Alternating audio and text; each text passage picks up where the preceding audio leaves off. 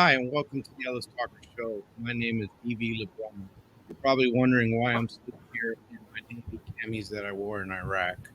I wanted to pay homage to the 13 soldiers that died in Afghanistan needlessly, those Marines and the corpsmen. Um, I had no better way or no honor to give to them more than throwing a uniform that I wore on and to show them some kind of respect for the loss and their family. Um, I ask that you pray for their families. This is the toughest time ever in their life, having to bury the ones that they love. So please keep their families in your prayer. Anyway, today I have Mr. Kevin Griffin. He is running for Texas 10 House District. Mr. Griffin, how are you doing today? I'm doing good. Thank you. And thank you for having me on the show. Appreciate it. So I wanted you to go ahead and tell people about yourself. For those who may not know you, and there's a lot of new people in the area, like I've told every other candidate. So, kind of tell people about you. You bet. Well, I appreciate that. I'm a Christian, I'm a father, a husband, a rancher, and a small businessman. I grew up in Ellis County. I'm fifth generation Midlothian. We've grown up here. I went to kindergarten through high school. Married my high school sweetheart. We had four beautiful children that we grow and raise and homeschool here in Ellis County. Um, I have served our community for a little over 2 decades as a volunteer fireman and as a um, deputy sheriff for Ellis County. I have a bachelor's degree from Embry-Riddle Aeronautical University, and I currently base most of our businesses right here out of Ellis County. So that's a really quick overview of who Kevin Griffin is. Well, thank you for that. So let's go into fundamentals. I've asked every candidate about fundamentals because I believe that you could say you have these positions, but when you to have these positions, you have to have a foundation. So fundamental issues. Okay. What is the role of the government in the lives of the people of Ellis County?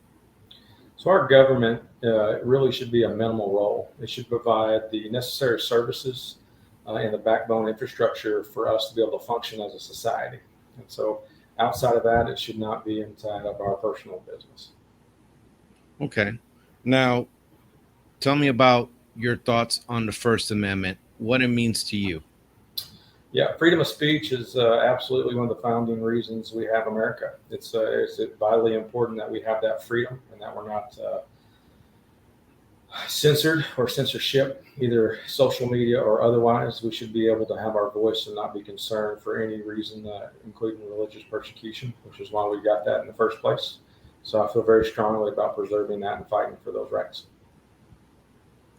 Yeah, yes, definitely. Now, of course, something that's very important to a lot of Texans is the right to keep and bear arms. Can you tell me your thoughts on the Second Amendment? Absolutely, it's very simple. Nothing should be treaded on that. Nothing should infringe it. It's very clearly stated. As a law enforcement officer, I firmly believe in the Second Amendment, and no shouldn't be regulated. It's there. Good. Um, okay, let's go into the issues of Texas. So, right now, one of the issues that are affecting Texas is obviously COVID has come back, and there are a lot of people getting sick. Um, but there's some hot button issues that go with that. One of them is vaccine mandates or vaccine passports, or the other one is masking. Obviously, um, will you support in any way any kind of mandatory uh, vaccination, any vaccine passports, or any masking? No, no, masks should not be mandated. Neither should be vaccines. I believe that is our personal responsibility to govern ourselves, and that we should have that inalienable right to choose if we get a vaccine or if we get a mask or wear a mask. We shouldn't have any government shutdowns over that. We should use a common sense approach. If you're sick, stay home. If you want to wear a mask, wear a mask. If you don't want to wear a mask, don't wear a mask. It should be up to us to be able to govern ourselves, and we shouldn't be forced by a government to do any of those things. Recently, the state Democrats in the House took off because of the voting law that I believe just passed today. That House, the Texas House, but they called it. They said it was racist. They said all kinds of things, that it was a voting restrictions. What are your thoughts on the voting bill? Voting integrity, having a confirmed vote is part of our is vital to our society. We need to understand that we have registered Texas voters voting, and so I support that 100%. We should be able to verify our vote. Okay. And besides COVID and this voting thing, you got redistricting coming. Do you want to share some thoughts on what you think about redistricting and how that should go down? Sure, we do that every 10 years. This is not a new process. This is something that we've done for a long time. I think it's important that we hold strong and we do a good job. I know there's 2 electoral votes or positions that are going to be coming available, and I believe that Ellis County needs to be positioned where we hold our district, and we encourage those other districts to be somewhere else, but locally to DFW, I think should be one of those. Have you been involved with local politics just now? You're running as a Republican, I believe. I could be wrong. No, that's Have you been involved with local GOP politics or that's no. I'm a rancher and a business guy. That's one of the differential things about why I'm running. I'm running for a common sense approach and a business approach to government. I have not been active in the GOP locally.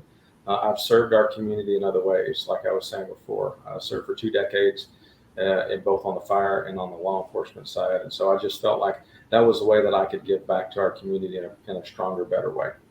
Well, thank you for serving in that capacity. I always thank all people who serve in any way, whether it be in, whatever uniform it may be, law Right. I enforcement. appreciate that, and I thank you for your service. Your service means a lot, and I know you're going through some hard times today. Thank you, man. I feel that. So another issue that I wanted to talk about with the state is schools.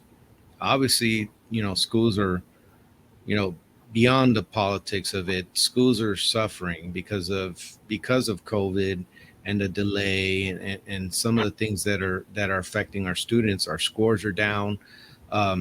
Really, the schools can use some help. What are some of the things that you'd like to propose if you were elected to help the schools in Ellis County?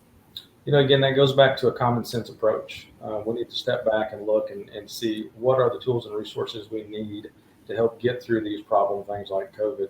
One of the fundamental things that we need to do is have parents back in our school system and have a voice.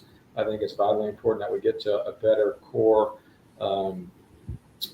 teachings in mathematics, arithmetic, reading, history. Those things are all important, but we shouldn't be pushing anything like CRT or any of those other more radical theories that are being pushed today in public schools. And so some of the biggest things is just putting core values back in there and teaching on those values.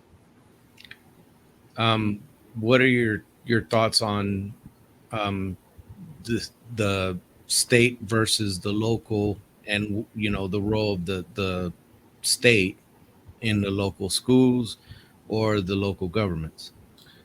Locally, we ought to be able to make those decisions. That should be something that we have a local presence on, and then a supporting role from the state government standpoint. So I believe it should be locally first. Our current school boards and such, and our local elections should be able to govern those things, and then it should be supported by our state.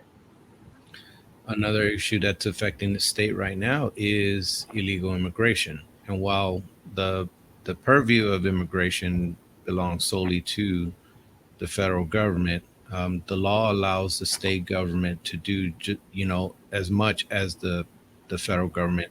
They can't exceed that. What are your thoughts on what's currently going on our border, Sure.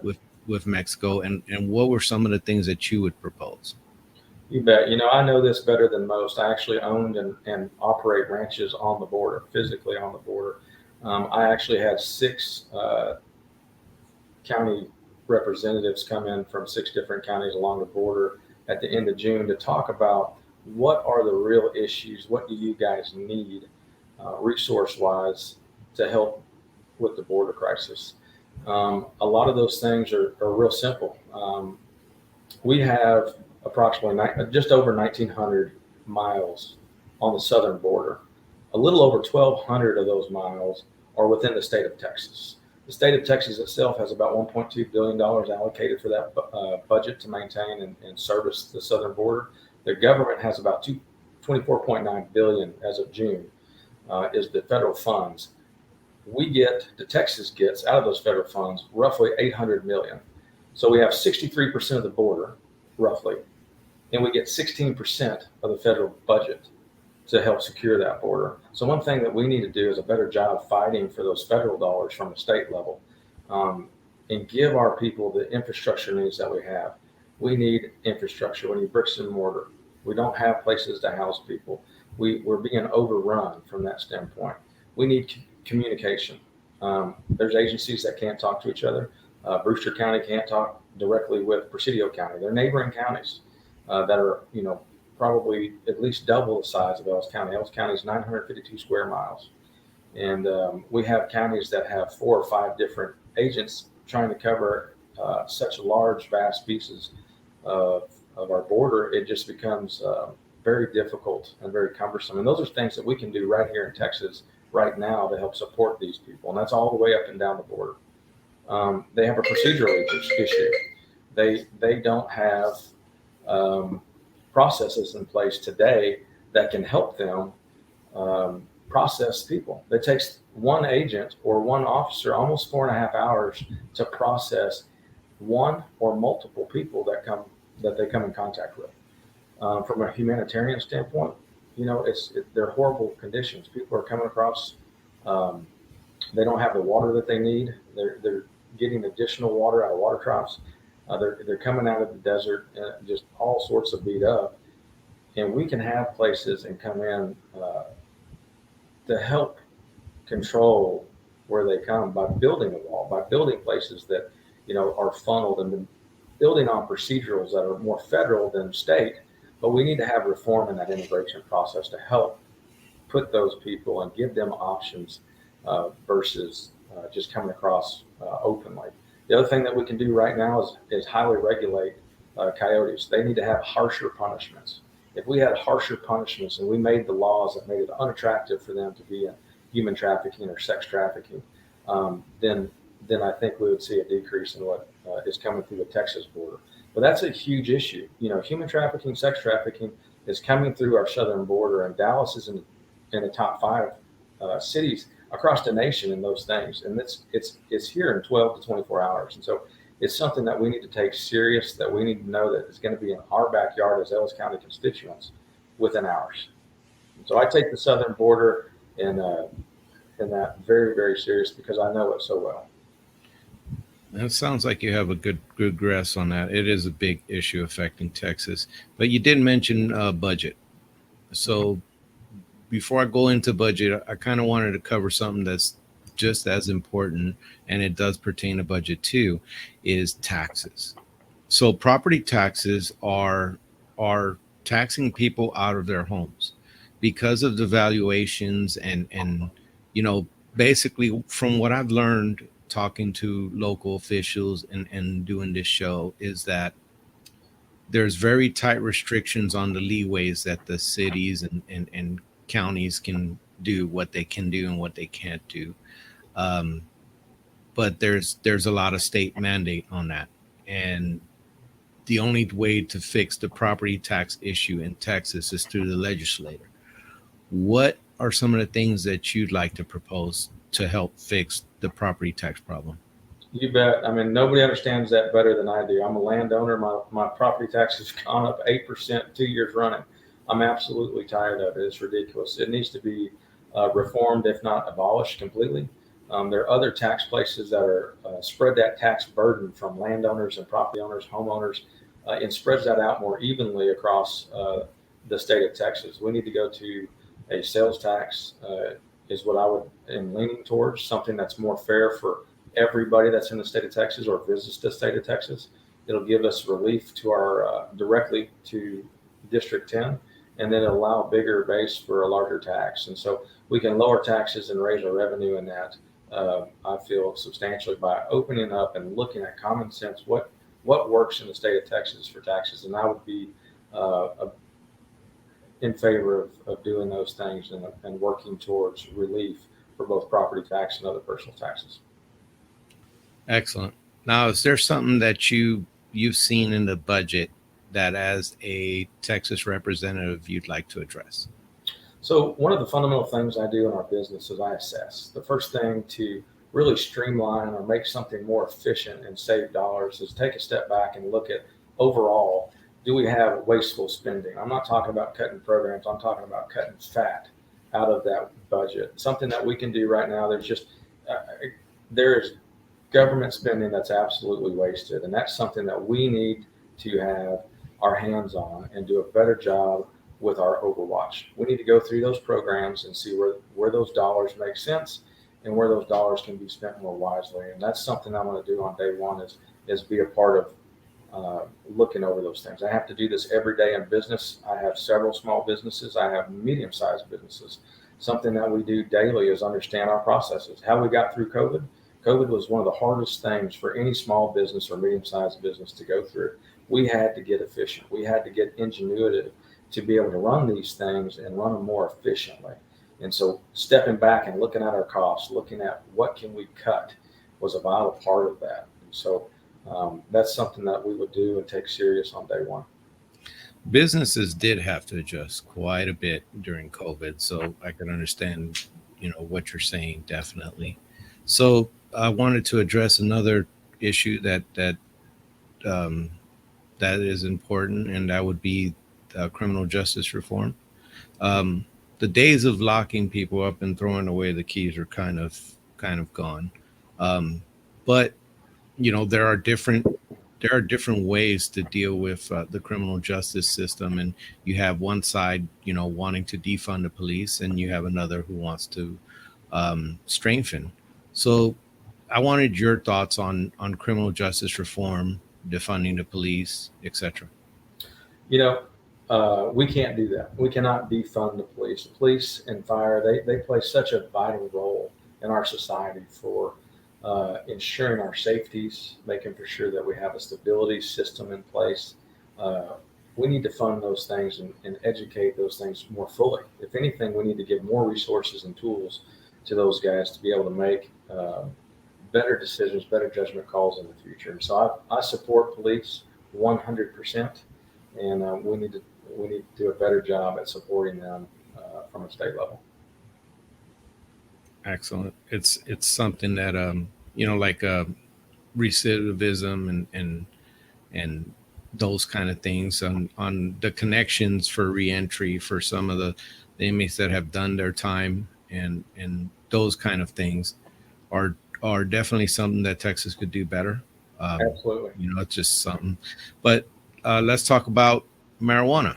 And I've asked every candidate this because there's been a lot of vets that came back and they were thrown every kind of pill that can imagine. And, while there's still studies about, the efficacy of marijuana on PTSD and on pain, anecdotally, it is something that has become popular. Do you support the legalization of marijuana in any form? I do. That's a tricky question somewhat because we have federal regulations to get it, and we have states that are are passing laws to make those legal in those states. And so fundamentally from a federal level, we need to do a good job and look at marijuana for what it is, which is a viable tool for a lot of people.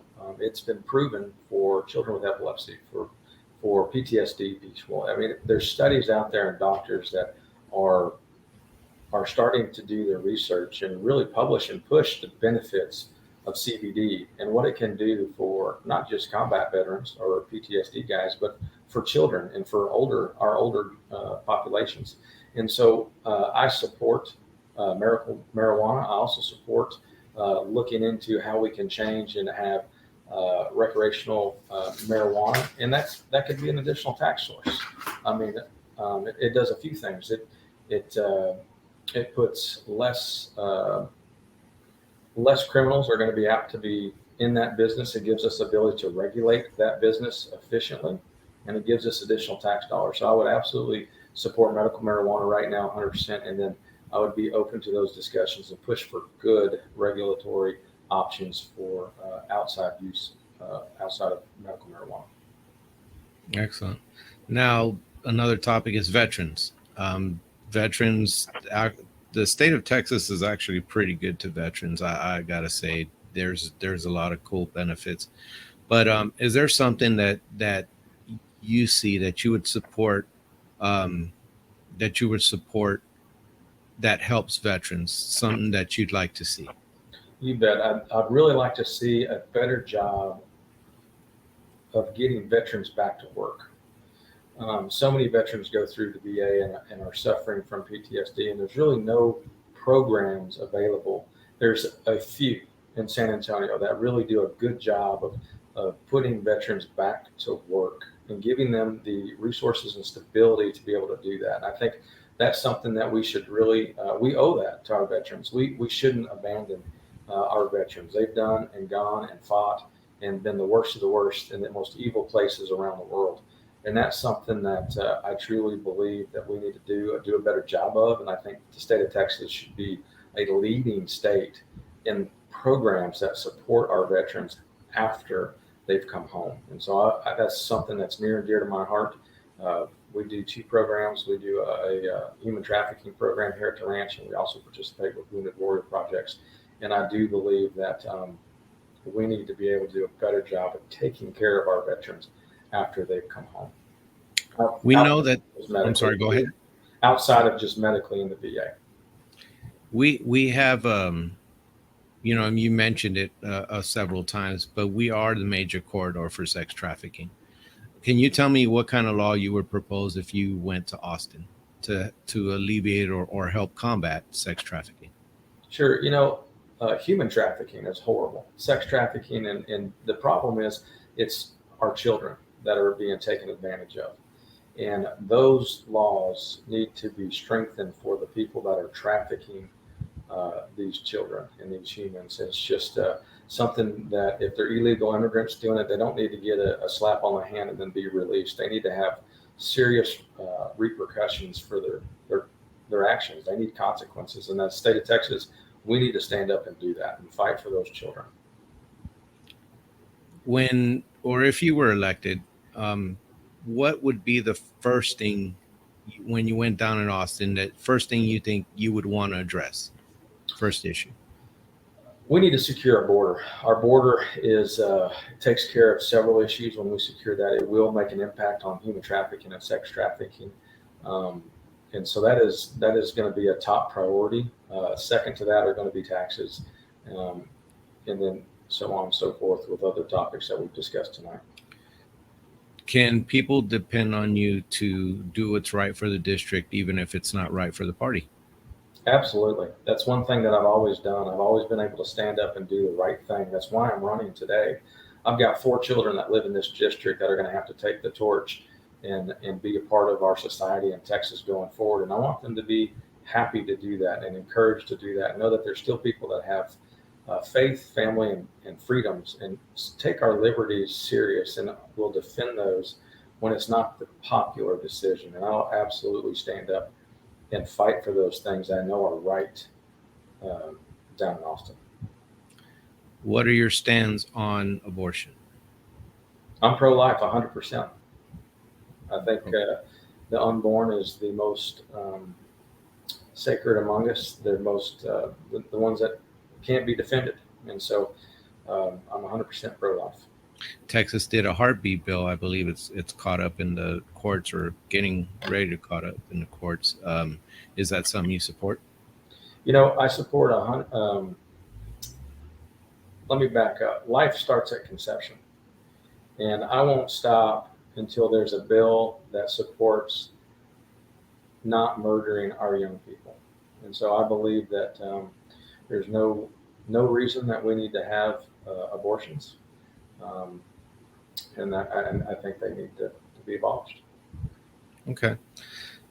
Well, here comes the part where you get to talk to the people of Ellis County. You, I want you to go ahead and tell them why to pick Mr. Kevin Griffin to represent them in the state house. Sure. Well, I appreciate that. Um, I'm a business guy with a common sense approach to everything. I've had to ranch and be ingenuitive with our ranching operation. The cattle industry is a very difficult business to maintain and to be profitable. I'm totally vertically integrated inside that business. I have my own cow calf business I've started. I have a meat company that we sell state and nationally and internationally, and I have a processing center that is highly regulated inside the USDA. So I understand better than most how to start, how to build, how to grow, and how to maintain a business. I can do that in Austin. I can grow jobs. Currently we export to 17 different countries. I have to interact with a lot of the Secretary of Ags inside of those countries. I know how to make for sure that we have good deals structured for Texans and feed that back into our district. I feel like I'm the candidate that has an equal balance between law enforcement and first responder experience and business from an executive level, and I can be highly effective and beneficial to us in Austin day one. And so, for those reasons, I feel like I have a better understanding globally of our economy and how it works. So I feel like I'm really the best candidate from a leadership perspective. That's one thing that nobody has talked about to date. Experience doesn't translate to leadership. All of our companies are self-sufficient. I could be hit by a Mack truck tomorrow, and every one of those entities is going to move on and be as profitable today as they were yesterday. And so, true leadership leads, empowers their people. I've got guys that have worked for me, with me, for 13 years. I have all the same people that on a management level that started with me at Tejas Premium Meats, which is my meat company. And these guys are phenomenal. Couldn't do it without them, and I empower them. And the leadership role in Austin is what's needed today. We need a guy that can go in there from a business perspective, from a common sense place, that's not a politician, and lead our district to a better outcome. And that's what I'm prepared, ready to do. Well, there you have it, folks. I hope that you have found this interview informative. Mr. Griffin, I appreciate you coming on. I know it was kind of short notice, and I really do appreciate you. I'm going to ask you to stand by while I close out the show, and I'll come to you offline. Good deal. Thank you very much. I appreciate you having me on the show, and hopefully Ellis County benefits. Excellent. Hey guys, make sure that you go ahead and vote on Tuesday for the candidates that are running, whichever be your preferred one. Get out there and vote. It's very important.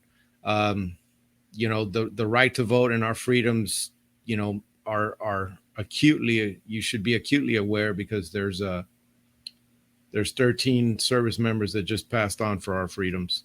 Um, and I wanted to reach out real quick to vets. Um, I'm feeling what you're feeling. I'm hurting how you're hurting. If you need to talk, reach out. I'm here to listen. I'm feeling you, and I'm here for you. Please, reach out if you're struggling, because we're all struggling, and I'm always here to listen. Thank you, everybody, for watching. I appreciate it. Take care.